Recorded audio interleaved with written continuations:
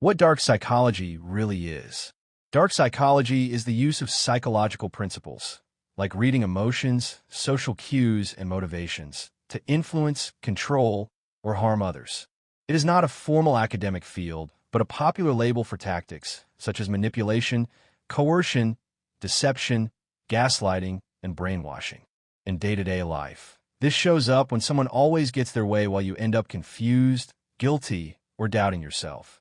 Many books stress that the same skills used to heal or help, like empathy and emotional intelligence, can be twisted to exploit you when combined with selfish or cruel intentions. Dark personalities you meet. Dark psychology books often focus on the dark triad: narcissism, psychopathy, and Machiavellianism, traits linked to cold manipulation. These people tend to lack empathy, see others as tools, and are comfortable lying or breaking rules if it benefits them. You might recognize this in a boss who charms everyone above them, but humiliates staff in private, or in a partner who makes you feel crazy whenever you point out their hurtful behavior. The key idea is their behavior is patterned, not random. Once you know the pattern, it becomes easier to stop blaming yourself. Everyday manipulation tactics. Dark psychology books spend many chapters breaking down common tactics so you can name them when they happen. Some of the most relatable ones are gaslighting, making you doubt your memory, feelings, or sanity. That never happened. You're too sensitive, until you trust them more than yourself. Guilt tripping, piling on blame or emotional pressure so you feel bad saying no, even to unreasonable demands. Love bombing, overwhelming you with attention, praise, or gifts at the start, then using that bond later to control you.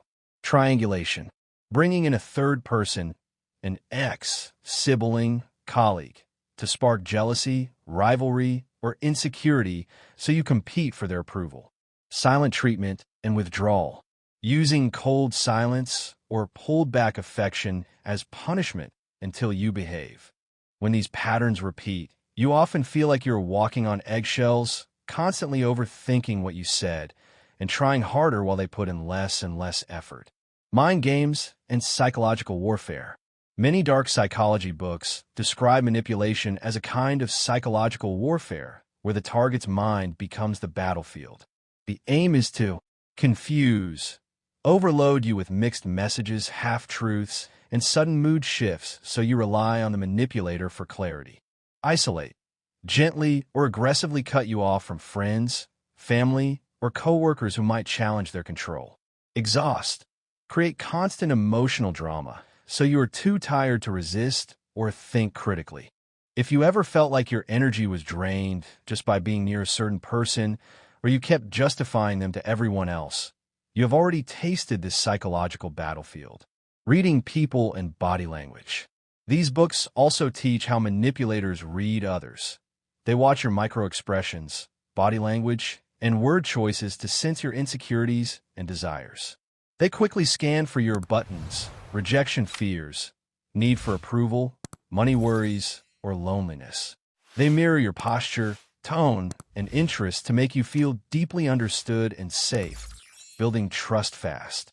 If you ever felt like someone just got you unbelievably quickly, shared all your interests, and seemed almost too perfect, books on dark psychology would warn you to slow down and see if their actions stay consistent over time. NLP, persuasion, and subtle influence. Many dark psychology titles mix in topics like persuasion, neurolinguistic programming, NLP, and covert hypnosis. Persuasion and NLP focus on how language, framing, and sensory words can steer decisions. For example, emphasizing scarcity, last chance, social proof, everyone is doing it, or authority.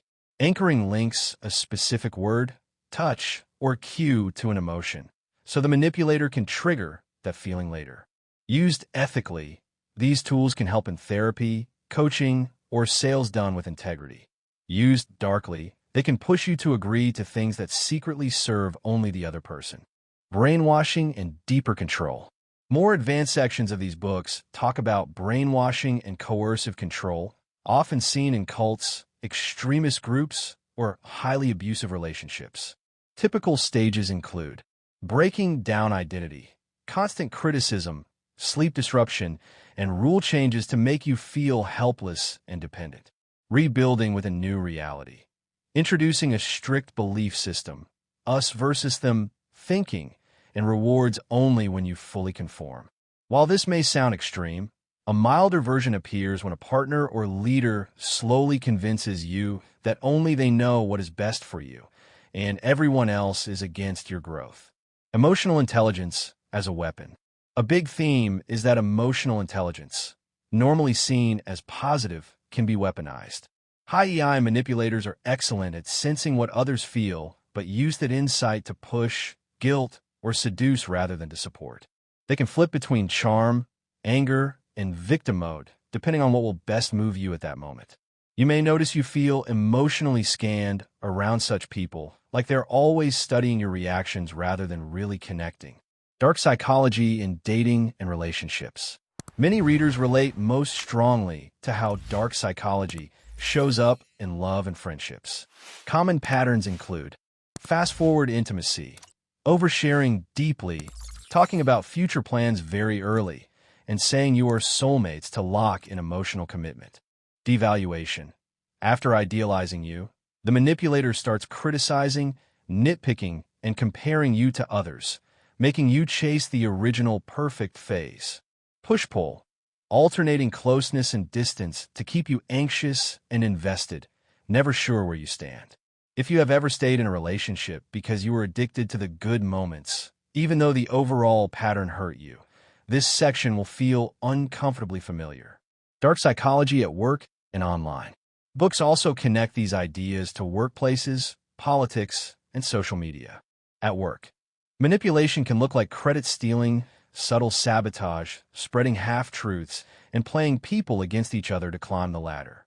Online, dark persuasion includes clickbait, outrage cycles, and targeted content that exploits fears, desires, or biases to keep you hooked or push you towards certain beliefs. You may notice that after scrolling, you sometimes feel anxious, angry, or inferior but keep going back. Dark psychology explains how platforms and bad faith actors exploit normal brain wiring to create exactly that loop. Spotting red flags early. A big promise of dark psychology books is teaching you how to recognize trouble before you're too emotionally invested. Key early signs include inconsistency between words and actions, apologies with no real change, you constantly explaining their behavior to others or hiding how bad things really are, feeling smaller, more confused, or more insecure the longer you know them. When you feel that pattern, the books encourage you to treat it as data, not drama. Something is off, and you are allowed to act on that feeling. Defending yourself and healing. Finally, dark psychology books usually end by shifting from fear to empowerment. Awareness. Naming tactics breaks their spell. Once you see a guilt trip as a tactic, you can choose not to cooperate. Boundaries. Learning to say no without over-explaining, taking space, and limiting access to people who drain or disrespect you. Support and recovery. Rebuilding self-esteem, using approaches like cognitive behavioral techniques, and reaching out to trusted people or professionals when abuse has been severe. The ultimate message is not to become paranoid or manipulative yourself, but to combine clear eyes with a strong sense of self, so you can be kind without being easy to control.